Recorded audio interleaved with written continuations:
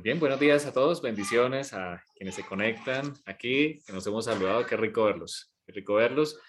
Es un placer poder estar con cada uno de ustedes y también un saludo a quienes ustedes después envían este video porque yo sé que algunos de ustedes lo comparten. Este video es muy íntimo, no lo compartimos en las redes sociales, solo aquí a través del grupo de WhatsApp, pero por supuesto están en la libertad de compartirlo con quienes lo deseen para que podamos aprender Torah. Como sabemos, este es un grupo donde nos dedicamos a estudiar la Torah, aprender cada día acerca de lo que el Señor nos muestra. Tratamos de ver la Torah a través de un año. Ya estamos finalizando porque precisamente ya estamos acercándonos al mes séptimo del calendario hebreo, que arrancará el día 8 de septiembre, para que lo pongan ahí en sus agendas. El 8 de septiembre es primero de Tisri, o el primero del mes séptimo, que indica la fiesta de trompetas. También se le llama el día que no se sabe la hora ni el día. Eso porque la luna puede atrasarse o adelantarse. Precisamente en el pensamiento hebreo se esperaba, ya lo hemos hablado, se esperaba que la luna se viera la primera astilla de la luna nueva. Entonces los testigos corrían, deben ser dos testigos, como siempre en la escritura, corrían hacia el templo para avisarle al sumo sacerdote. Y cuando el sumo sacerdote los veía, les decía, venid acá o subid acá, como se nombra en Apocalipsis 11. Y los dos testigos le hablaban de que habían visto la nueva luna, es decir, era Rosh Hodesh, era Santa Convocación, siempre ha sido así, sigue siendo Santa Convocación, es una oportunidad, como siempre lo decimos, de renovar nuestros corazones, y será por la eternidad un día de congregación, de acuerdo a Isaías, que de mes en mes, o de luna nueva en luna nueva, y de Shabbat Shabbat, vendremos a adorar al Señor. Así que el sumo sacerdote, cuando los testigos le anunciaban, él abría y cerraba los ojos rápidamente, como Pablo lo dice en su carta, en un abrir y cerrar de ojos, anunciando que ha llegado el nuevo mes. Así que es la única fiesta que arranca en nuevo mes, por eso no se sabe el día ni la hora, y es un símbolo muy profético de la venida del Mesías Yeshua. Vamos a orar para arrancar con la porción de esta mañana. Te damos gracias, Señor, porque tu palabra es verdad, porque nos trae refrigerio a nuestras vidas. Gracias, Señor, y bendecimos. Bendito seas tú, Señor Dios nuestro, creador del universo, que nos has dado tu Torah. Nos aferramos a ella como al árbol de vida. Y también, Señor, bendecimos a quienes están aquí en este lugar. Que nosotros, nuestros hijos y los hijos de nuestros hijos seamos también conocedores de tu nombre y estudiosos de tu Torah. Te alabamos, Señor, abre el entendimiento, danos de tu espíritu para poder entender y también aplicar a nuestra vida hoy. En el nombre de tu Hijo Yeshua, amén. Muy bien, vamos a proyectar. En esta mañana estamos ubicados en el capítulo 18 de Deuteronomio. Como les mencioné, estamos ya finalizando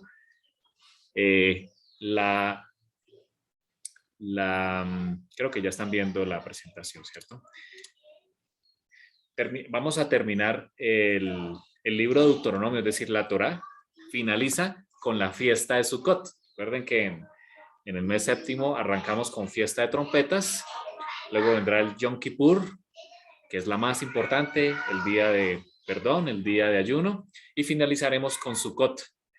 Cuando finaliza Sukkot, finaliza el estudio de la Torá, y justo cuando termina la fiesta o el día octavo de la fiesta de Sukkot, que señala la eternidad, se arranca nuevamente con el estudio de la Torá en Bereshit o Génesis.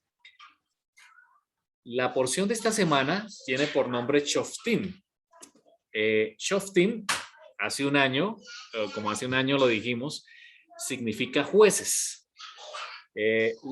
Esta porción Shoftim arranca en el libro de Deuteronomio capítulo 18, perdón, en el capítulo 16, versículo 18. Es al revés, capítulo 16, versículo 18. Vamos a hacer un breve resumen de la porción y luego nos dedicamos a la parte que queremos hoy dar un énfasis. Dice la escritura, el Señor le dijo a su pueblo que debían colocar jueces y oficiales, algo así como shoftim y shoftrim, que significa jueces y policías. Debían colocarlo en las ciudades o en las puertas de las ciudades. Eso era con el objetivo de administrar la justicia. Sabemos que la Torá es un libro que se dedica muy, de muy importancia o con una importancia relevante hacia la justicia.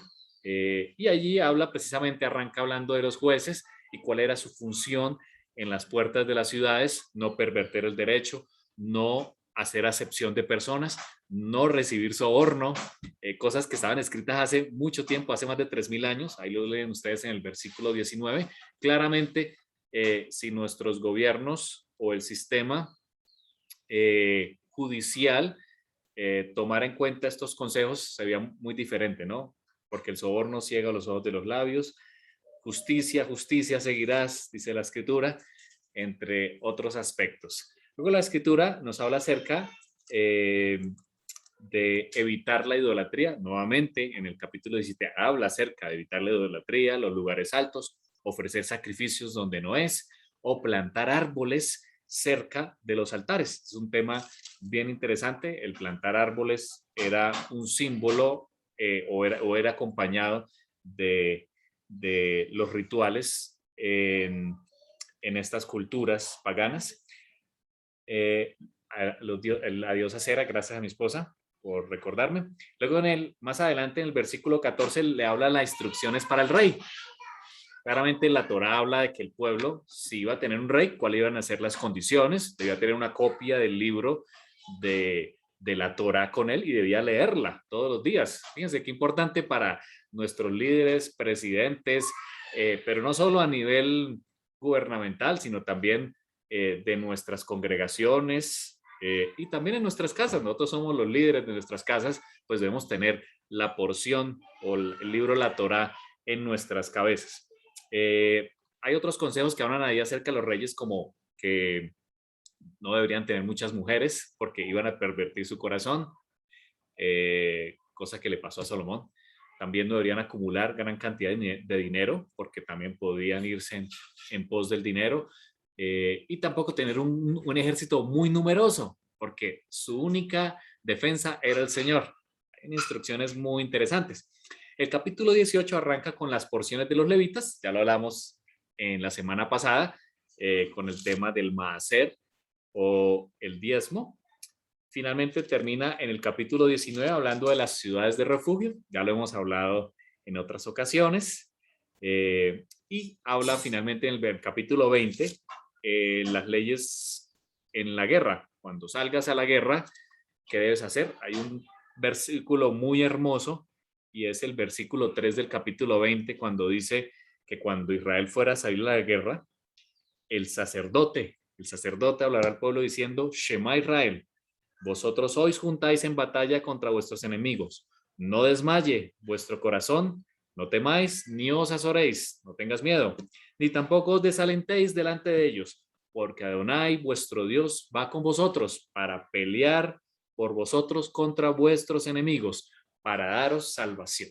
Qué hermoso texto, cuando enfrentamos diferentes pruebas, recordar que cuando salimos a la batalla, a las batallas de nuestras vidas, es el sacerdote, es Yeshua para nosotros hoy, quien pronuncia esas palabras diciendo que Dios va con nosotros. Finaliza en el capítulo 21 la porción de esta semana en un tema muy interesante, y era cuando se encontraba una persona muerta en los límites de alguna ciudad. Si se encontrara una persona muerta en los límites de la ciudad, no se la dejaba allí, sino tenían que ir los ancianos de la ciudad o de las ciudades cercanas y medían la distancia. Y la ciudad que estuviera más cercana, esa era la ciudad que iba a hacer una expiación. Y en la expiación, muy interesante, se llevaba una becerra limpia, y se la desnucaba en ese lugar. Y los ancianos, fíjense esto, se lavaban las manos encima de ese sacrificio. ¿A qué nos recuerda mucho? Acá hay un aspecto muy profético. Se lavan las manos diciendo que pues eran libres o eran sin culpa de la sangre de ese inocente que había sido muerto entre los límites de una ciudad porque no se conocía el asesino. Aquí hay un mensaje profético y mesiánico impresionante en esta porción, en este capítulo 21, que nos trae la porción de esta semana. Vamos a dedicarnos hoy al capítulo 18, entre los versículos 15 al 22. Y en esa porción, o en esa aliyá, que le llamo específicamente, la aliyá es más pequeñita que una porción, el Señor nos habla o le hace una promesa a través de Moisés a su pueblo de que Él le enviaría un profeta. Y citamos aquí el texto de Johanán, la Besorá de Johanán, o el evangelista Juan, como lo conocemos en nuestro idioma español, el capítulo 5, versículos 46 y 47. Este texto, que se convierte en un texto clave para nosotros como estudiantes de Torá, porque es una de las bases. Cada vez que estudiamos Torá como estudiantes, una de las cosas que tenemos y que encontramos es que vemos al Mesías reflejado en cada una de las porciones. Y en esta aliyá, en lo que vamos a estudiar hoy, claramente se ve reflejado al Mesías en estas palabras. Es de los textos donde le apunta directamente al Mesías. Dice Juan 5, 46, 47, si le creyeran a Moshe, eso lo dijo Yeshua, me creerían a mí, dijo él, porque de mí escribió él. Fíjense lo que está diciendo aquí Yeshua. Está viviendo una cultura donde se estudiaba Torá, claro, por supuesto, se estudiaba Torá, pero aún así le dice a quienes están con él, si ustedes le creyeran a Moshe, me creerían a mí, porque de mí escribió él. Había una falta de creencia en los textos o en la Torá de Moshe, y por eso Yeshua les recuerda, ustedes, si ustedes le creyeran a Moshe, pues también me creerían a mí, porque de él Moshe escribió de mí. Termina diciendo, pero si no creen lo que él escribió, ¿cómo van a creer mis palabras? Y esta es una frase que resuena hasta nuestros días. Todos los que hemos conocido al Mesías en esta, digamos, por fuera de Israel o en la dispersión, en otros continentes como el nuestro aquí, en América, Suramérica, que hemos accedido a la Escritura fue por la revelación del Mesías, de Jesús.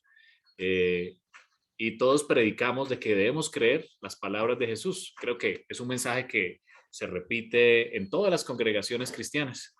Pero la pregunta de Jesús o de Yeshua es para nosotros, si no creen ustedes en lo que escribió Moisés, si ustedes no creen en la Torá, ¿cómo van a creer en las palabras de Yeshua? Y de esa manera arrancamos la aliyá de esta semana. Vamos al versículo 15 del capítulo 18. Dice la escritura, profeta de en medio de ti, aquí está hablando Moshe, profeta en medio de ti, de tus hermanos, como yo, dice Moshe, te levantará Adonai, tu Dios, a él oiréis. Conforme a todo lo que pediste, Adonai tu Dios, en Horeb, el día de la asamblea, diciendo, no vuelva yo a oír la voz de Adonai mi Dios, ni vea yo más este gran fuego para que no muera. Adonai me ha dicho, han hablado bien en lo que han dicho. Profeta les levantaré de en medio de sus hermanos, como tú, Moshe, y pondré mis palabras, dice Adonai, en su boca, en la boca de este profeta, y él les hablará todo lo que yo le mandare. Ojo con esto, mas a cualquiera que no oyere mis palabras que él hablare, ese profeta, en mi nombre, yo le pediré cuenta. Yo le pediré cuenta. El profeta que tuviera la presunción de hablar palabra en mi nombre, dice Adonai, a quien yo no le he mandado hablar, o que hablar en nombre de dioses ajenos, el tal profeta morirá, dice Adonai. Y si dijeres en tu corazón, ¿cómo conoceremos la palabra que Adonai no ha hablado? Ese es el título del mensaje de hoy. ¿Cómo conoceremos la palabra que Adonai no ha hablado? Dice el Señor. Si el profeta hablare en nombre de Adonai y no se cumpliere lo que dijo, ni aconteciere. Es palabra que Adonai no ha hablado. Con presunción la habló el tal profeta. No tengas temor de él. Vemos aquí este pasaje muy interesante que como que se mete allí.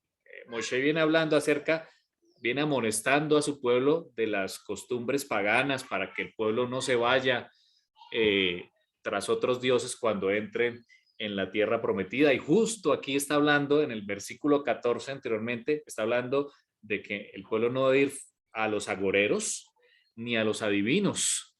Eso incluiría hoy en día hasta el horóscopo. Debemos acudir a otras fuentes porque tenemos a un profeta, dice el Señor. Por eso introduce allí, profeta en medio de ti, como lo vemos acá, de tus hermanos como yo, te levantará Adonai tu Dios, a él oíd.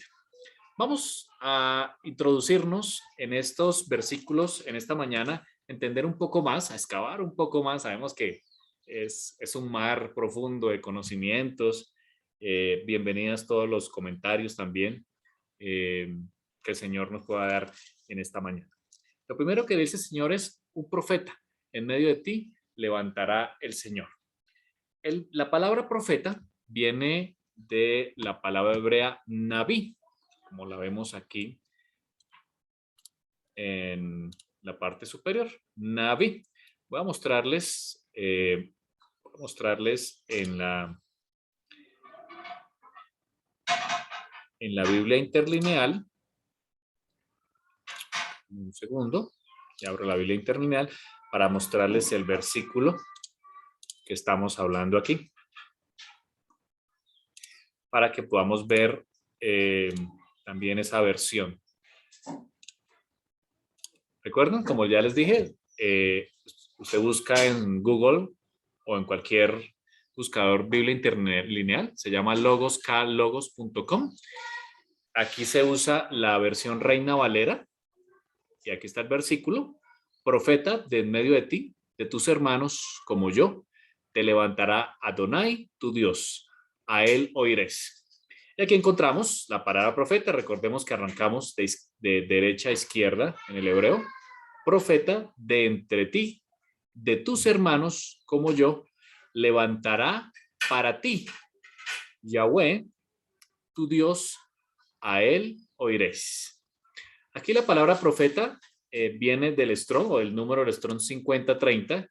Usted y yo lo puede ver también en en el Strong que usted tenga, o también aquí a través de esta página. Y la palabra naví. Naví es la palabra profeta, que significa profeta o también hombre inspirado. La raíz es el Strong 5012, que significa Nabá. Aquí vemos la N. Siempre esta T que aparece debajo de las letras hebreas siempre son vocales. Esto es una A, esto es una Bet, esto significa Nabá, porque esta es la Aleph, que es muda, Nabá. Nabá significa profetizar, hablar o cantar. Me gustó mucho. Cantar también está incluido aquí. Qué importante es el canto, ¿no? Dice por inspiración, o sea, que hay una inspiración. Ya lo dice el Brit Hadashah o el Nuevo Testamento, que toda la escritura es inspirada por Elohim y útil para enseñar, para instruir, para corregir en justicia. Entonces vemos aquí que la palabra profeta viene de la raíz nabá, que significa hablar o cantar por inspiración. Vuelvo a la presentación. Entonces, el Señor le está diciendo aquí a través de Moshe a su pueblo que él iba a levantar un profeta. Y lo primero que le dice es que sería en medio de ti. En el Strong significa de tus entrañas. Le dice, de en medio de tu pueblo, pero de lo más profundo, es decir, de tus entrañas. Y aquí cabe recordar que cuando la palabra de Dios habla de corazón, realmente se está refiriendo a la mente. Y en las entrañas es donde están los sentimientos, de acuerdo al pensamiento hebreo. Así que de las entrañas iba a salir ese profeta. Vamos a ir a Romanos, donde precisamente Pablo, cuando arranca la carta a la comunidad o a la Keilah israelita en Roma, les comienza hablando de esa manera. Aquí igual pongo los textos, estos están en la versión Reina Valera y también tenemos algunos textos en la versión israelita Nazarita. Dice el Señor, aquí habla Pablo, siervo de Jesucristo, que es lo que se traduce como Yeshua HaMashiach o Jesús el Mesías, llamado a ser apóstol, apartado para el Evangelio de Dios, que él había prometido antes, fíjate que antes, por sus profetas, hablando del Tanakh, los profetas del Antiguo Testamento, como conocemos hoy, en las Santas Escrituras. ¿Acerca de quién? De su hijo. Y aquí empezamos a ver de quién está hablando, de cuál profeta está profetizando allí Moshe en Deuteronomio capítulo 18. Acerca de su hijo, nuestro Señor, Yeshua HaMashiach, esto se traduce hoy como Jesucristo, que era del linaje de David. Aquí estamos viendo de dónde vino Yeshua, del linaje de David, es decir, de las mismas entrañas, del pueblo, de la tribu de Judá, vendría ese profeta, dice él, según la carne, de las entrañas del pueblo de Israel, de la tribu de Judá, como un judío, vendría este profeta.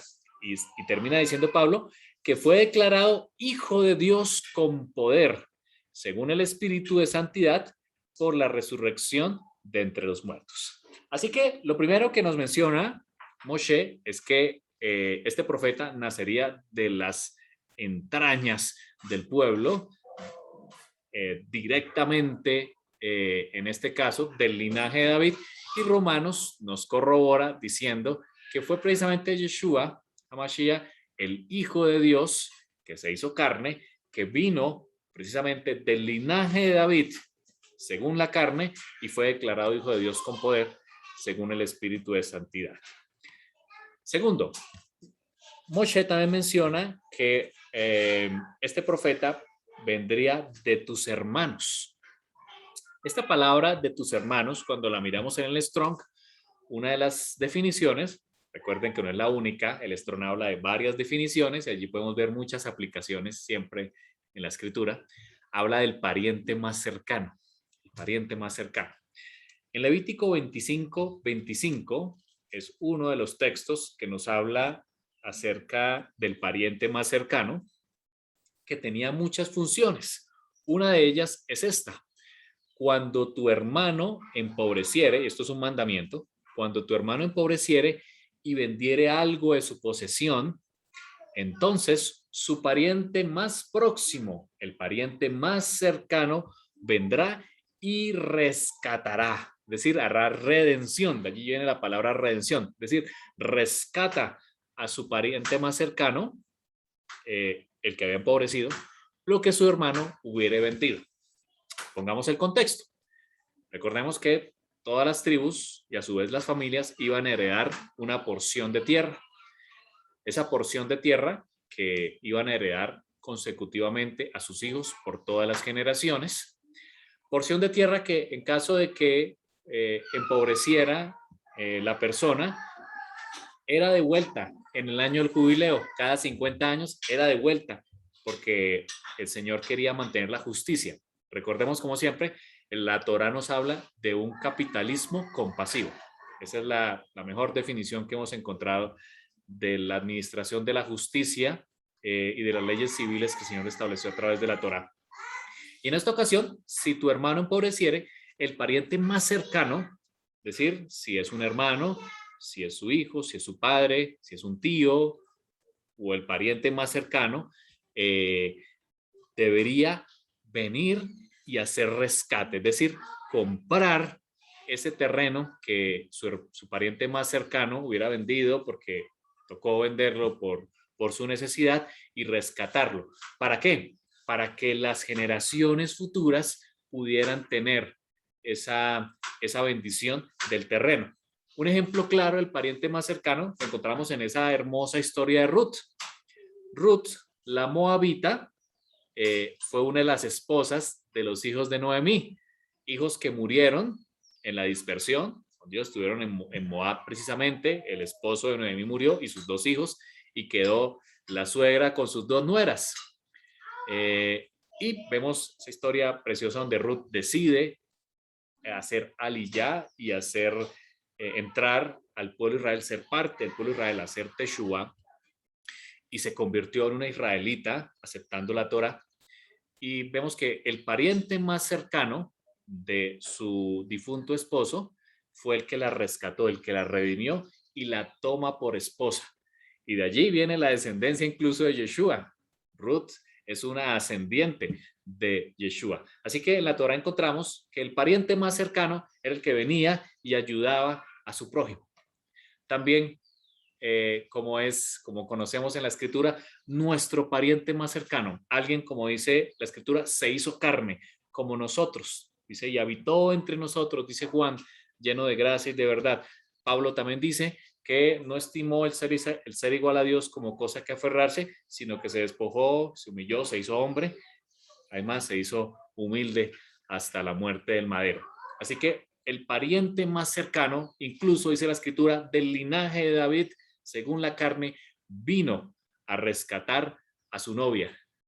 El próximo domingo vamos a tener un tema muy interesante acerca de la carta de divorcio y lo que fue clavado en la cruz. Vino ese pariente más cercano y rescató, redimió a su pueblo, a su novia. Y por eso estamos aquí nosotros con alegría, en fe, hablando acerca de esa buena nueva. Así que vemos que, de acuerdo a lo que Deuteronomio 18 define, el profeta saldría de las entrañas del pueblo, es decir, del mismo linaje del pueblo, y dos, iba a ser un pariente más cercano, es decir, entre los mismos hermanos se levantaría este profeta. Lo tercero que nos habla aquí Moshe es que iba a ser levantado. Dice la escritura, finalizando el capítulo 15 del versículo 18 de Deuteronomio, un profeta como yo, dice Moshe, te levantará Adonai, tu Dios. En varios pasajes de la escritura, el mismo Yeshua habla acerca de que él fue levantado como ese símbolo, como ese cumplimiento de esta profecía de Deuteronomio 18:15. Alguien iba a ser levantado. Pues bien, Yehoshua lo dijo, o Yeshua dijo en Juan 12:32, si yo, dice Yeshua, fuere levantado de la tierra, a todos atraeré a mí mismo. Aquí está hablando de la forma en que iba a morir. Y precisamente, de acuerdo a ese sacrificio, fue que muchos, en muchas partes del mundo, incluyendo a nosotros, hemos tenido conocimiento del Mesías. También Juan, o Yohanan, capítulo 3, versículos 14 y 15, dice, y como Moshe levantó la serpiente en el desierto, así es necesario que el Hijo del Hombre sea levantado. Es el mismo verbo que utilizó en el capítulo 18. ¿Para qué? Para que todo aquel que en él crea, qué hermoso texto, ¿no? Todo el que quiera ser parte del pueblo de Israel, no se pierda, mas tenga vida eterna. Recordemos el contexto. Ya lo vimos finalizando el libro de Números. El pueblo de Israel venía de una murmuración en otra, y en una ocasión de murmuración, el Señor permitió que serpientes entraran al campamento y empezaran a morder al pueblo. Algunos incluso alcanzaron a morir. Así que Moshe clama al Eterno pidiendo misericordia para su pueblo, y el Eterno le dice algo bien interesante: hazte, ¿cierto? Una serpiente de bronce y colócalo en un asta o en un madero, colócalo en un asta, y todo el que mire, todo el que vea hacia la serpiente en el madero, vivirá. Así lo hizo Moshe, y el pueblo, cuando miraba a la serpiente, era curado de su enfermedad. Un milagro hermosísimo en aquel momento, y también tremendamente profético, dado que fue Yeshua, que dice la escritura, quien se hizo pecado por nosotros. La serpiente, por supuesto que es un símbolo del pecado, así que Yeshua se hizo pecado por nosotros y fue levantado también en un madero. Y el objetivo de ser levantado, como fue profecía de Deuteronomio 18:15 era que todo aquel, incluyéndonos, a ti y a mí, todos los que creemos en el Mesías, no nos perdamos, sino que tengamos vida eterna. Eso fue profetizado muchos años antes, cuando Deuteronomio 18:15, Moisés dice, te levantará Adonai tu Dios un profeta. Muy bien, el profeta fue levantado y ha atraído a muchos y sigue atrayendo a muchos hacia él. Y finaliza diciendo el versículo 15, a él oiréis. Y aquí ponemos el verbo shama. Recordemos el famoso Shema que siempre el Señor le pide a su pueblo, que no es solamente un escuchar, no es un oír, sino es un escuchar con inteligencia. Es decir, es escuchar y poner en práctica. Moshe le dice a su pueblo que a él deben oír, a ese profeta. Yeshua mencionó allá en Mateo capítulo 7, versículo 24 y 27, una parábola muy conocida, comparándola con quienes escuchan sus palabras y quienes no escuchan sus palabras y por supuesto no las ponen en práctica. Dice él en Mateo 7, 24 y 27, cualquiera pues que me oye, ahí está, que hace Shema, y termina diciendo, y las hace, no solamente que escucha, no solamente que escucha, sino que es un hacedor de la palabra. Y eso es lo que el Señor siempre nos invita en su palabra. No solo a ser oidores, no solo oír y escuchar un mensaje, sino a ser hacedores. Ese es ahí está la esencia del mensaje que el Señor a través de la Torá y de toda la escritura, incluyendo por supuesto las palabras del Mesías, nos insta a hacer. Quien escucha las palabras de Yeshua y las hace, dice él mismo dijo, le compararé a un hombre prudente que edificó su casa sobre la roca. Descendió la lluvia, vinieron ríos y soplaron vientos y golpearon contra aquella casa y no cayó, porque estaba fundada, estaba asentada sobre la roca. Cuando tú y yo escuchamos las palabras de Yeshua, que él habla, y las hacemos, las ponemos por obra, somos como una casa que sus cimientos son sólidos, que sus cimientos son en la roca, que son bien fundamentados, que hay que hacer un gran esfuerzo para taladrar ese suelo y poner allí los fundamentos de la casa. Muy bien, si tú quieres que tu casa, que tu vida, que tu congregación esté fundada sobre una roca, que es símbolo también del Mesías, debes escuchar y ser hacedor. ¿Por qué? Porque van a venir pruebas. Van a venir pruebas, por supuesto. Van a venir lluvias, vientos, van a venir ríos, pero si la casa está fundada sobre la roca, si escuchamos las palabras del Mesías, de este profeta nuestro, Yeshua HaMashiach, no va a ser estropeada nuestra casa. Pero también dice el Mesías en el versículo 26, cualquiera que me oye estas palabras, que me oye, fíjense, no es alguien que por allá ni estudia la escritura, ni quiere saber nada, no, es aquel que oye la escritura, pero no las pone en práctica. No es un hacedor. Dice Yeshua, le compararé a un hombre insensato. Es un insensato el que escucha y no pone en práctica. Un insensato que edificó su casa sobre la arena, no sobre la roca firme, sino sobre la arena, que es débil, ¿cierto? Que es fácilmente llevada. Y también vienen las pruebas, vienen las dificultades de la vida que todos tenemos. Descendió la lluvia, vinieron ríos, soplaron vientos y dieron con ímpetu también contra aquella casa y cayó. Pero también dice Yeshua, pero fue grande su ruina, fue grande su ruina. Así que Yeshua, en cumplimiento de la profecía de Deuteronomio capítulo 18, Moisés dice que debemos escucharlo. El Señor nos dice que debemos escuchar a Yeshua, debemos escuchar. Por eso es importante leer las palabras de Jesús, las palabras que Yeshua dijo en los evangelios, que son una aplicación de la Torá. Pero no solamente escucharlas, sino hacerlas, ponerlas en práctica, porque de esa manera nuestra casa está fundada sobre la roca. Allí termina el versículo 15 de Deuteronomio 18. Un profeta de tus entrañas, el pariente más cercano, que Adonai levantará, como fue Yeshua, a él oiréis. Ese es el mandamiento que la Torá nos manda. La Torá misma nos manda el mandamiento de escuchar a Yeshua. Qué hermoso, ¿cierto? Qué hermoso mensaje que encontramos aquí. Vamos al versículo 16. Dice el versículo 16 de Deuteronomio 18, conforme a todo lo que pediste a Adonai tu Dios en Horeb, el día de la asamblea. Estamos hablando en el monte Sinaí, cuando el Señor entregó su Torá. Allí, Señor, él lo llama el día de la asamblea diciendo, no vuelva yo a oír la voz de Adonai mi Dios, ni vea yo más este gran fuego para que no muera.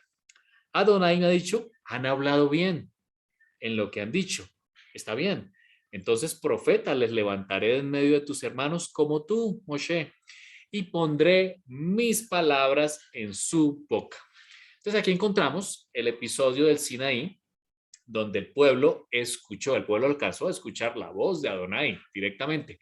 Ahora, era importante que el pueblo alcanzara a escuchar la voz de Adonai y no que fuera solamente por boca de Moshe, porque muchos podrían estar hoy diciendo, no, fue Moshe el que se inventó, ese que inventó toda esa Torá y esas leyes. Fue directamente Adonai quien pronunció sus palabras.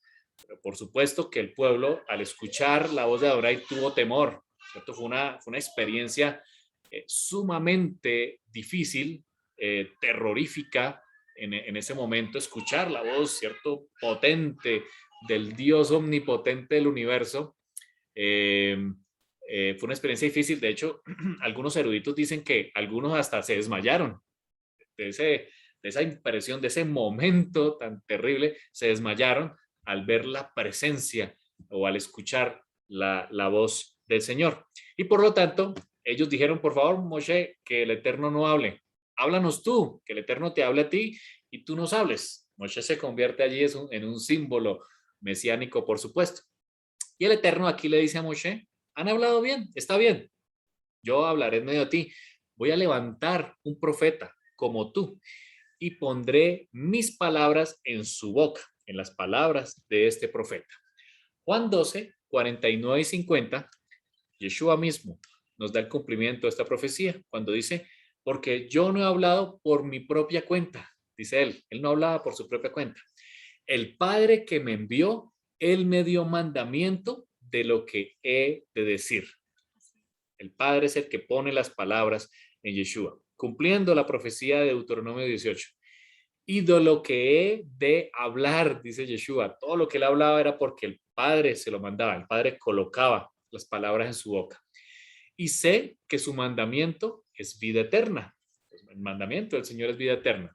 Así pues, lo que yo hablo, lo hablo como el Padre me lo ha dicho. Qué precioso texto. Por supuesto que Yeshua, para que pudiera hablar las palabras del Padre, fue un estudiante de Torah. Él fue un estudiante de Torah, como tú y yo, un estudiante que aprendió a ver la palabra del Señor escrita y por lo tanto él sabía lo que debía decir. Lo vemos en la tentación, en el momento de los 40 días de tentación, donde él cita 3 textos de Deuteronomio, cuando dice, no solo de pan vivirá el hombre, al Señor tu Dios no tentarás, al Señor tu Dios solo adorarás. Son palabras sacadas de la misma Torah que él estudió, que él como estudiante de Torah estudió para saber qué palabras decir. Qué hermoso es que podamos estudiar la Torah con diligencia, pidiendo al Espíritu de Adonai que nos dé el entendimiento, para que cuando debamos hablar, cuando debamos juzgar, cuando debamos liderar, cuando debamos apacentar, puedan salir de nuestras palabras solo palabras de vida eterna, como lo dice Yeshua. Su mandamiento es vida eterna, porque el Señor, el Padre mismo, colocó las palabras en su boca. Así que vemos aquí ese cumplimiento en Yeshua, en que solo él hablaba palabras que el Padre colocaba en sus labios. Vamos a la siguiente parte del Deuteronomio 18. Dice el versículo 19 del capítulo 18 de Deuteronomio, mas a cualquiera que no oyere mis palabras, que él hablara en mi nombre, yo le pediré cuenta. Muy interesante este versículo. El Señor mismo le dice, cualquiera que no oyere mis palabras, dice Adonai, que él hablare, que Yeshua hablare en mi nombre, le pediré cuenta. Juan 12, 47 y 48, el mismo Yeshua da el cumplimiento también de esto, cuando dice, al que oye mis palabras y no las guarda, muy semejante a la parábola de la casa sobre la arena, yo no le juzgo, dice Yeshua, porque yo no he venido a juzgar al mundo, no es mi función. En su primera venida, Yeshua no vino a juzgar.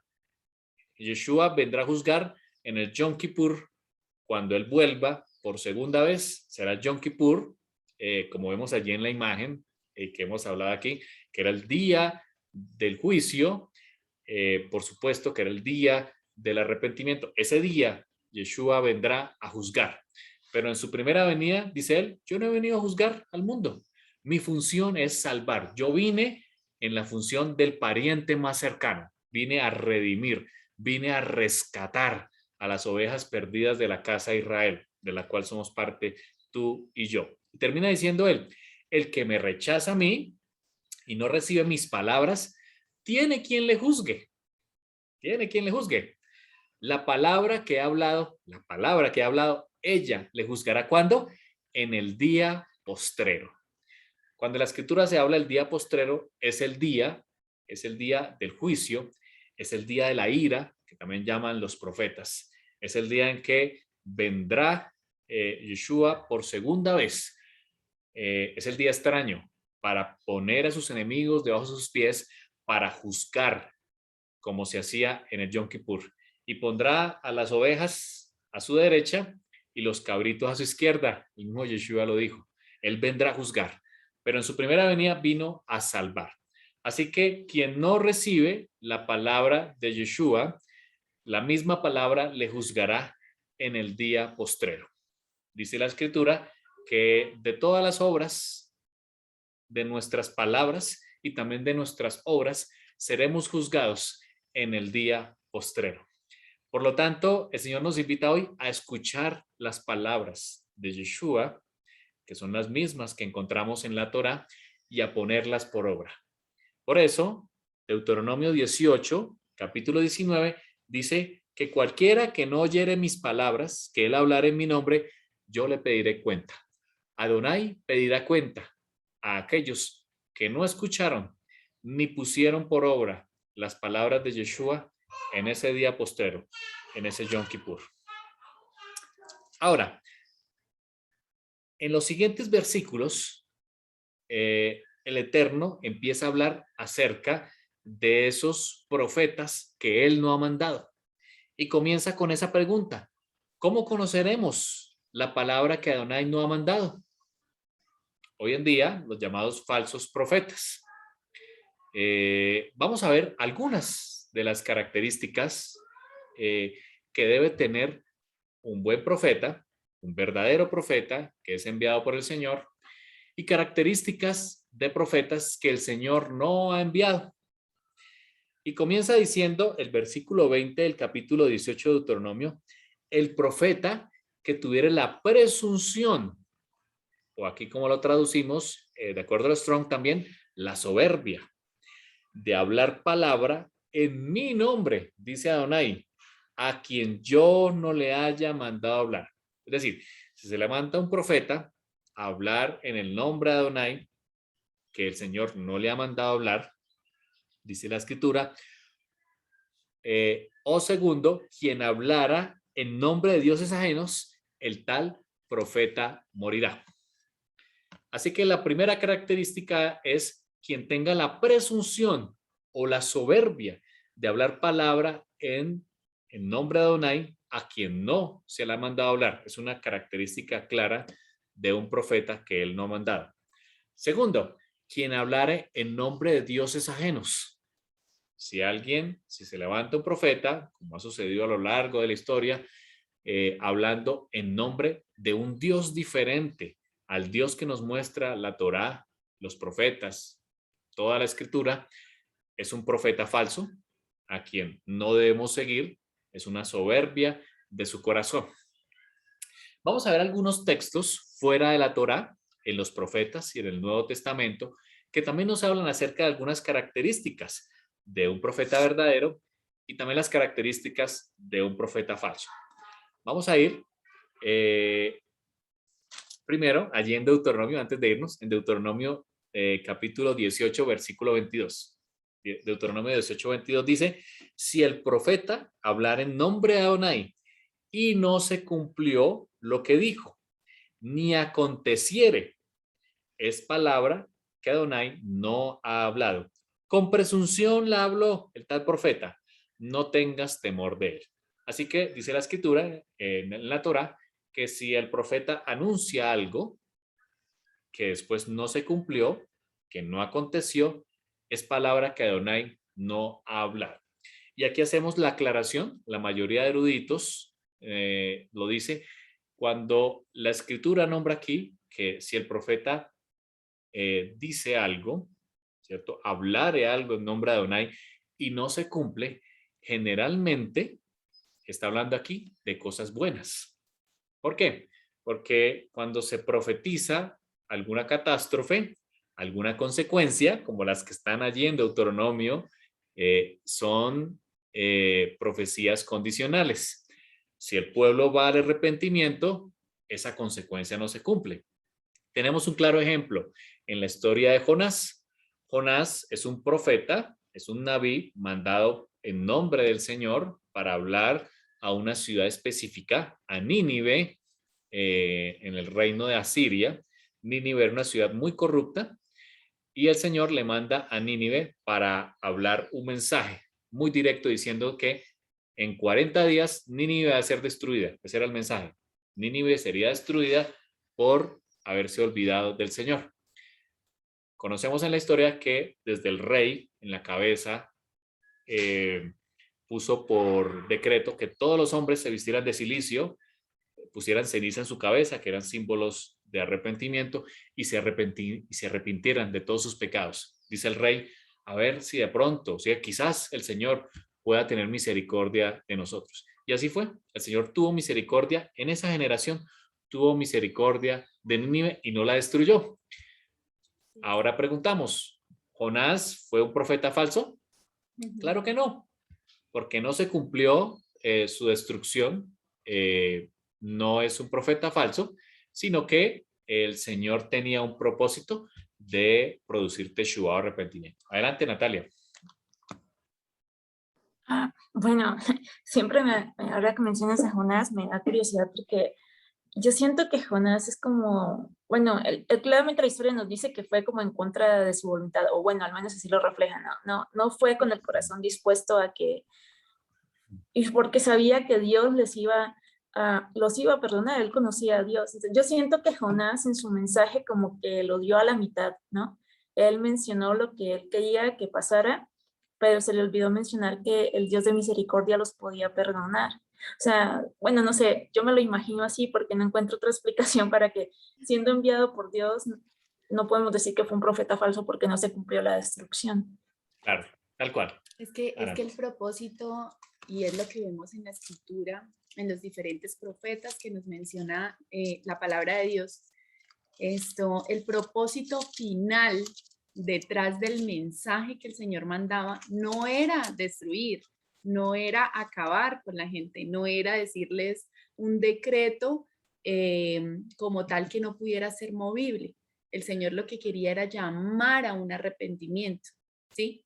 Entonces hay que entender que la profecía, o al menos en la escritura, la profecía cuando es dada por el Señor siempre tiene un sentido de que quien recibe la profecía entre en un proceso de teshuvá. Y lo vemos perfectamente, por ejemplo, en la historia de Jonás.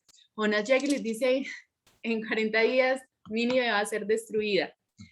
Y el rey, hombre conocedor y sabiendo las obras que habían hecho contrarias a la Torá, contrarias a la ley de Dios, convoca a su pueblo en ayuno y oración, ¿sí?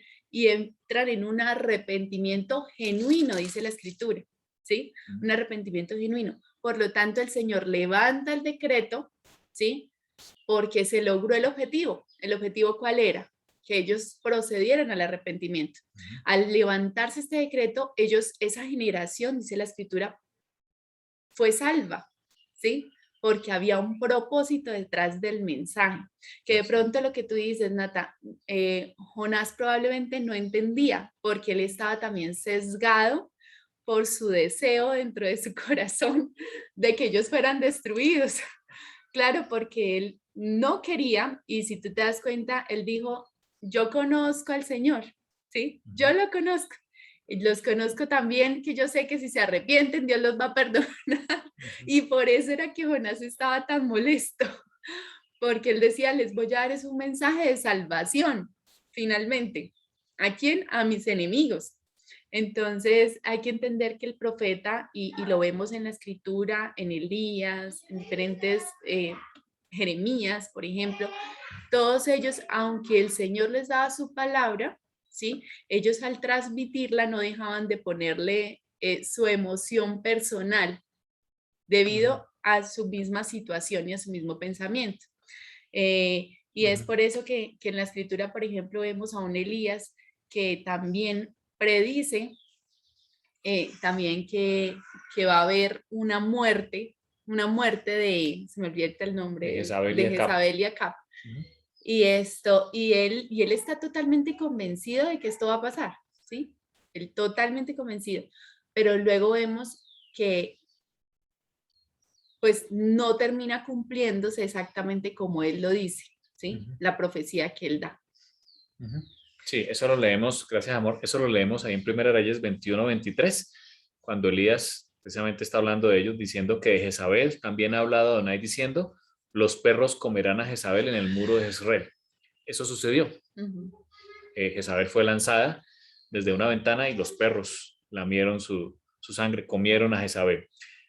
Versículo 24. El que de Acab fuera muerto en la ciudad, los perros lo comerán, y el que fuera muerto en el campo, lo comerán las aves del cielo. Pasamos al versículo 27. Y sucedió que cuando Acab oyó estas palabras, rasgó sus vestidos y puso cilicio sobre su carne, ayunó y durmió en cilicio y anduvo humillado, símbolo de arrepentimiento. Entonces vino palabra de Adonai a Elías Tisbita diciendo, ¿no has visto cómo Acab se ha humillado delante de mí? Pues por cuanto se ha humillado delante de mí, no traeré el mal en sus días.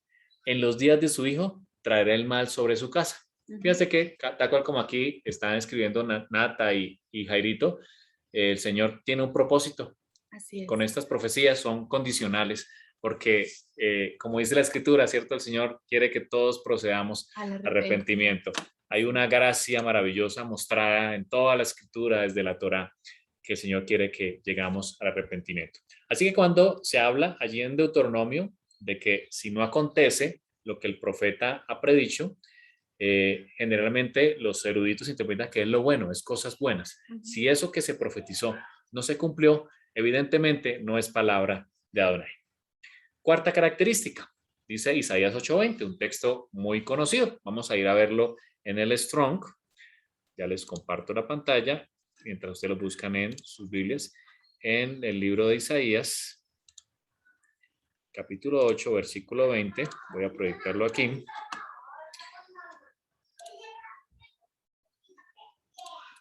Aquí ya estamos. Vamos a buscar Isaías, capítulo, para que lo veamos todos. Isaías 8:20. Dice la Escritura, en la Reina Valera dice, a la ley y al testimonio. Aquí hay dos características, a la ley y al testimonio. Si no dijeren, estos hombres, si no dijeren conforme a esto, o sea, si sus palabras no están conforme a la ley y al testimonio, es porque no les ha amanecido. Y aquí encontramos en el Strong 8451 la traducción Torah. Así que claramente aquí está diciendo el Señor, si no hablan conforme a la Torah, es porque no les ha amanecido. Y la siguiente palabra, adelante amor. Hay otras partes donde se habla acerca de los profetas y dice que si no llaman a volver a las palabras de este libro, ¿sí? Porque a veces nosotros entendemos la ley solo como los 10 mandamientos y eso es importante resaltarlo, ¿no? En esa época lo que se describía como ley o se fue traducido como ley estaba implicando la Torá, ¿sí? Y por eso se le llamaba el libro, ¿sí? El librito, por eso encontramos en los Salmos, en Jeremías, en Isaías, que ellos todo el tiempo están llamando a su pueblo al arrepentimiento. ¿Por qué? Porque se desviaron de la palabra de Dios. Se fueron tras otros caminos y por lo tanto deben volver al camino del cual el Señor tiene su propósito. Sí, muy bien. Y aquí la palabra testimonio viene del hebreo teudá. Aquí lo vemos, 2 punticos es una E. Teudá, esta es la Dalet, teudá, que significa atestación o más bien precepto. Es un precepto que encontramos también en la Escritura, los preceptos que el Señor nos entrega, que se convierten en un testimonio, esos preceptos que el Señor ha entregado. De manera que aquí Isaías está hablando de que los hombres que se consideren profetas deben orar conforme a lo que está en la Torá y conforme a los preceptos. Si alguien habla algo contrario a lo que está en la Torá y los preceptos, es porque no les ha amanecido. Es decir, no se consideran profetas del Señor. Vuelvo a la presentación.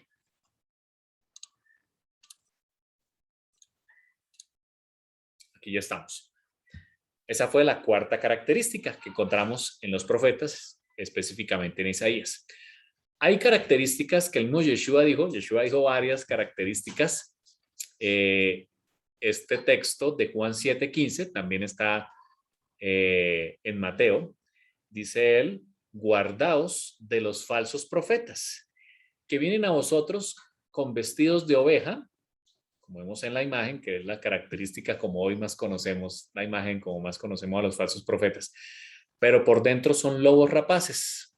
Ahora, el lobo es el que viene a matar, ¿cierto? Viene a destruir. Como el mismo Yeshua en Juan 10 dice, yo he venido para que tengan vida, pero el ladrón viene solo para hurtar y matar. Y empieza a hacer una comparación con un árbol. Conocemos que la Escritura nos compara como árboles y empieza diciendo, por sus frutos los conoceréis. ¿Acaso se recogen uvas de los espinos o higos de los abrojos? Eso es claro, ¿no? Un manzano pues va a dar manzanas, ¿cierto? Una vid debe dar uvas. Dice el Señor, así todo buen árbol, cuando hay un buen árbol, recuerden lo que leímos ya en Salmo 1 hace unas clases.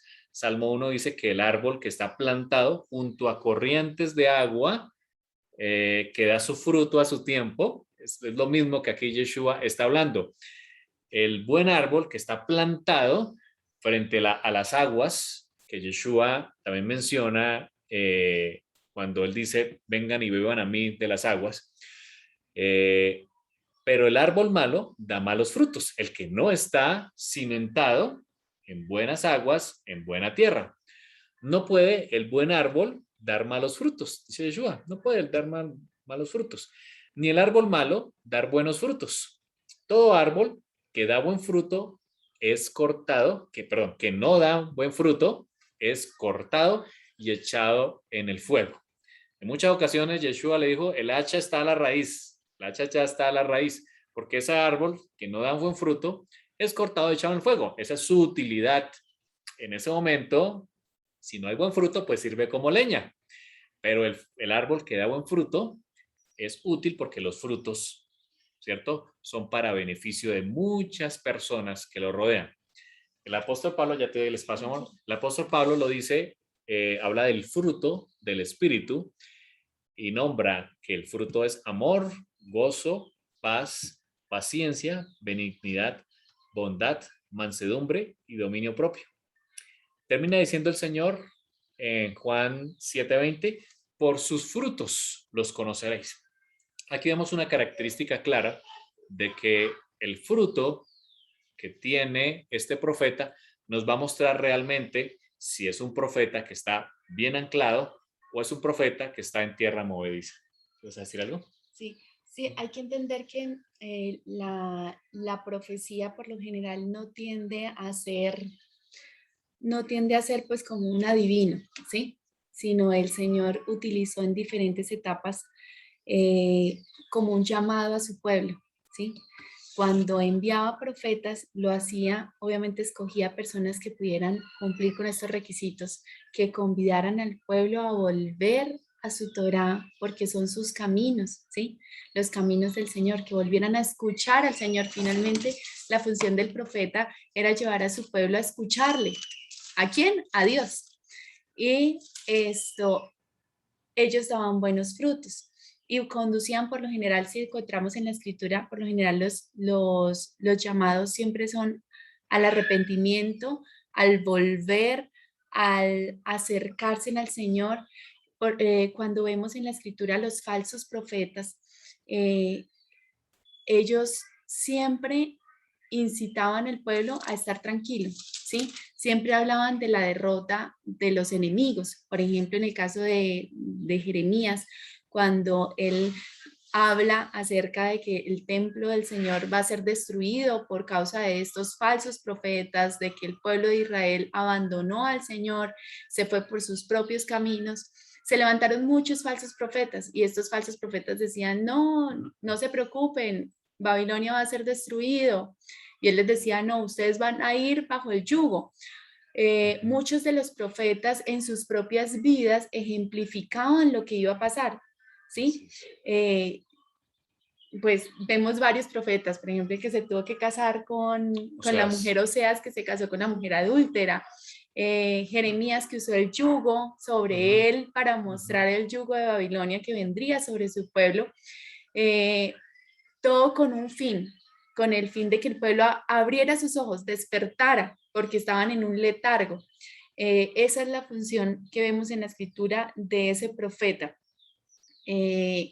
Evidentemente vemos también casos, por ejemplo, en el caso de Balaam, cuando el Señor cogió a un profeta de las naciones y lo trae para que profetice algo bueno sobre su pueblo, y termina utilizando a este hombre en función del pueblo de Dios. Pero por lo general en la escritura vemos eso, un llamado, siempre un llamado. Así es, muchas gracias. Muchas gracias, amor. Ya vamos adelante. Y es importante que entendamos cuando, pues sabemos que en el final de los tiempos van a surgir muchos falsos profetas, lo dice el Señor, que nunca sus palabras deben ir en contraposición a lo que el Señor ya ha dicho en su palabra, ¿sí? Esa es una de las señales. Por eso es que el Señor nos invita a conocer la escritura, porque de otra manera, este falso profeta, o este profeta más bien, se le podría decir que no viene en el nombre de Dios, porque nosotros venimos acostumbrados a identificar falso o verdadero, pero en la escritura no es así. En la escritura también existen profetas que no hablaban palabra de Dios. Y es importante que al yo conocer la escritura, pueda identificar en qué momento se está hablando realmente palabra de Dios y en qué momento no es palabra de Dios, ¿sí? Por eso el Señor nos invita a conocerle, conocer cuál es su voluntad hacia nosotros. De esa manera tendremos discernimiento. Así es. Muchas gracias, amor. Y así es, Nata, que la guarden. Conocer y hacer. Así es. Así es. Muy bien, ya vamos finalizando con las últimas características. Gálatas 1, del 6 al 8. Gálatas 1, del 6 al 8. Vamos allí a la escritura. Dice Pablo, y esta característica es de los que anuncian un evangelio, en griego, una buena nueva, diferente. Dice, estoy maravillado de que tan pronto os hayáis alejado del que os llamó por la gracia de Mashiach para seguir un evangelio, es decir, una buena nueva, diferente. Dice él, no que haya otro, sino que hay algunos que os perturban y quieren pervertir la buena nueva de Mashiach. Mas si aún nosotros, o un ángel del cielo, dice él, os anunciare otra buena nueva, otro evangelio en griego, diferente del que os hemos anunciado, sea anatema. Como antes hemos dicho, también ahora lo repito, si alguno os predica una buena nueva diferente de la que habéis recibido, sea anatema. Así que Pablo está hablando aquí de que si alguno os predica una buena nueva diferente de la que se predicaba en ese primer siglo a cada una de las congregaciones que estaban por toda Asia Menor y también en Jerusalén, debe ser anatema. O sea, si alguien se levanta y predica otra buena nueva diferente, debe ser anatema. Ahora, vamos a ver exactamente a qué anatema, perdón, a qué buena nueva, a qué buena nueva se está refiriendo aquí Pablo. Hace un año hablamos acerca del Evangelio. Hoy traemos el texto de Hebreos 3:16 al 4:2, donde nos muestra la escritura cuál es esa buena nueva. Dice la escritura, ¿quiénes fueron los que habiendo oído le provocaron? Está preguntando aquí el autor. ¿No fueron todos los que salieron de Egipto? Aquí se refiere al Israel que sale de Egipto por mano de Moshe. Y con quienes estuvo él, Adonai, disgustado 40 años. Aquí está hablando de ese momento de la salida de Egipto, de su peregrinaje en el desierto. Dice, no fue con los que pecaron, cuyos cuerpos cayeron en el desierto y a quienes juró que no entrarían en su reposo. Ya lo vemos, ¿no? Estos que no creyeron, estos israelitas que no creyeron en él, pues murieron en el desierto, no entraron en su reposo, sino aquellos que desobedecieron y vemos que no pudieron entrar a causa de su incredulidad. Fue por causa de su incredulidad en el mensaje que no entraron en la tierra prometida. Ahora fíjense cómo empieza aquí diciendo en el capítulo 4 de Hebreos, muy importante, temamos, dice el autor de Hebreos, temamos. No sea que permaneciendo aún la promesa de entrar en su reposo, alguno de vosotros parezca no haberlo alcanzado. O sea, tengamos cuidado porque permaneciendo aún la promesa de entrar en el reposo del Señor, parece que algunos no lo habían alcanzado. Porque dice el autor, también a nosotros se nos anunció esa buena nueva. Fíjense que la buena nueva la está comparada, dice como a ellos, es decir, está hablando de la Torá. La buena nueva que predicaba Pablo en las congregaciones de Israel y fuera de Israel era la Torá. A nosotros también se nos ha anunciado la buena nueva como a ellos, pero no les aprovechó el oír la palabra por no ir acompañada de fe en los que la oyeron. Fíjense que aquí Pablo claramente está diciendo que esa buena nueva es la misma que fue dada a Israel cuando salió de Egipto. Aquí claramente se refiere a la Torá. Y en Gálatas él está diciendo que si alguien habla de una buena nueva, es decir, de una Torá diferente, debe ser anatema. Claramente Pablo está hablando aquí que el profeta no debe hablar algo diferente a la misma buena nueva que se ha predicado o que fue predicada desde el Sinaí y que debe seguir siendo predicada hoy en día, que es la buena nueva, la Torá que el Señor nos entregó. Y que si un profeta predica una Torá diferente, debe ser tomado como anatema. Adelante, amor. En esa época esto cobraba un sentido muy grande, porque como les hemos enseñado o lo hemos tratado de transmitir, esto, el pueblo, aquí este es el libro de Hebreos, pues era dirigido a hebreos, ¿sí? Y obviamente también para nosotros que hacemos parte del pueblo de Israel. Ellos no solo habían empezado solamente a basar su interpretación de la escritura a partir de lo que les era enseñado por medio de la tradición rabínica o de los rabinos que en su afán por hacerlo mejor empezaron a interpretar la escritura con una mayor amplitud, se le podría decir, tratando de que el pueblo no se desviara, pero terminó esa amplitud desviando el camino. Entonces la gente cuando iba a leer un texto de la escritura decía, bueno, ¿y qué dijo el rabino? ¿Qué dijo Hillel de eso? ¿Qué dijo Shammai de eso? ¿sí? Y de acuerdo a esa interpretación era que ellos terminaban tomando decisiones en su vida, ¿sí?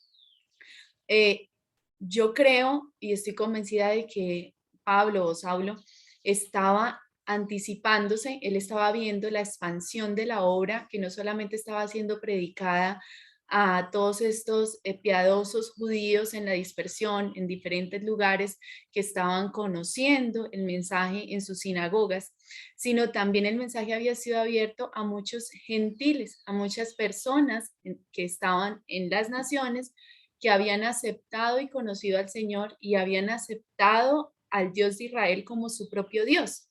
Y por lo tanto, él sabía que iban a llegar con mucha contaminación de sus diferentes orígenes. Y por lo tanto, él toma su tiempo, y este no es el único llamado que hace, porque hace muchos llamados en diferentes libros de la Escritura, en Hebreos, en Timoteo, en Romanos, a no salirse, a no desviarse. ¿Por qué? Porque él sabía que en algún momento, tanto de un lado como del otro, podía haber una desviación del verdadero mensaje. ¿Cuál era ese mensaje? Que el Señor, nuestro Mesías Yeshua, se hizo carne, se hizo obediente a la Torá, ¿sí? Totalmente obediente, dice la Escritura, tanto así que murió por nosotros, ¿sí? Se hizo obediente hasta la muerte y muerte de cruz. Y que ahora tenemos la esperanza y la bendita esperanza de que el Señor está intercediendo por nosotros y que cualquiera que venga en el camino a decir, yo soy intercesor, yo soy quien intercede por ti, no necesitas guardar la ley, no necesitas volver a los rudimentos antiguos, porque ahora se levantó algo distinto, pudiera tener una alarma y decir, uy, espere, esto no es, y pudiera discernir entre el mensaje verdadero y el mensaje falso que se iba a levantar de en medio de ellos. Así es, así es. Muchas gracias, amor.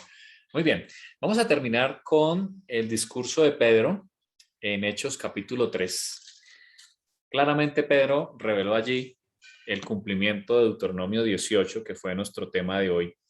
Después de haber sanado a un paralítico que se hacía siempre allí a la entrada del templo, en el nombre de Yeshua HaMashiach, o en el nombre de Jesucristo, como lo conocemos en nuestras Biblias, pues toda la gente quedó atónita diciendo, ¿quiénes son estos? ¿Sí? E incluso casi algunos lo estaban viendo como dioses. Y Pedro da ese gran discurso tremendo, un discurso mesiánico, donde él comienza diciendo porque es por la gracia, que es por el poder de Yeshua, a quien ustedes mataron, de acuerdo al versículo 15, pero pues se ha cumplido por boca de todos sus profetas que el Mashiach o el Mesías había de padecer. Y termina diciendo en el versículo 19 que tenemos aquí, arrepentíos, dice el Señor, y convertíos. Es el discurso de Pedro y sigue resonando hasta nuestros días, gracias al profeta que levantó el Señor, cumpliendo esa profecía de Deuteronomio 18. Arrepentíos y convertíos, para que sean borrados vuestros pecados, para que vengan de la presencia del Señor tiempos de refrigerio. Y Él envíe a Yeshua, el Mesías, que os fue antes anunciado, a quien de cierto es necesario que el cielo reciba hasta los tiempos de la restauración de todas las cosas, como estamos actualmente, de que habló Dios por boca de sus santos profetas, que han sido desde tiempo antiguo.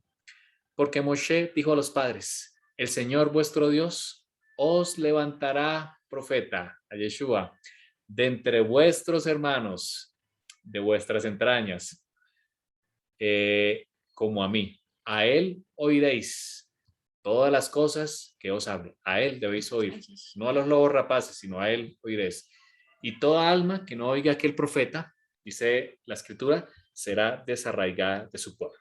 El Señor, a través del mensaje de Deuteronomio 18, nos muestra una promesa preciosa de este profeta que se levantaría, al cual Adonai sacaría desde su mismo pueblo, desde la misma carne, la misma raíz, pondría sus palabras en su boca, y el mandamiento es que debemos escuchar y hacer. todas las palabras, debemos hacer Shema, debemos poner en práctica todo lo que Yeshua y sus palabras están. Así que la invitación es a que pongamos las palabras de la Torá, que es el Evangelio, y también de ese midrash precioso, de esa interpretación de la Torá que está en los Evangelios, para que podamos obtener la vida eterna y ser tenidos por justos en el juicio, en el Yom Kippur, que se avecina cuando el Señor vuelva por segunda vez. Amén. Vamos a orar y finalizamos con los comentarios que haya lugar. Te damos gracias, nuestro Señor, porque eres maravilloso.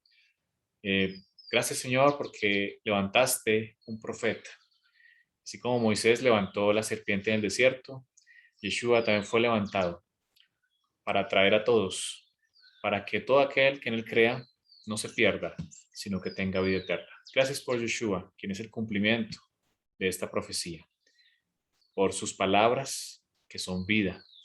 Queremos, Señor, no solo ser oidores, sino también hacedores, que nuestra vida esté fundada en la roca y no en la arena. Amén. Colocamos también a nuestras familias, que nuestras familias también estén fundadas sobre la roca. Oramos por los enfermos de tu pueblo, por quienes estamos aquí reunidos, tenemos necesidades, tenemos inquietudes, problemas. Señor, toma nuestras necesidades y problemas. Los llevamos todo, nuestras cargas a Yeshua, sabiendo que podemos estar ligeros, podemos encontrar shalom al llevar nuestras cargas a Yeshua.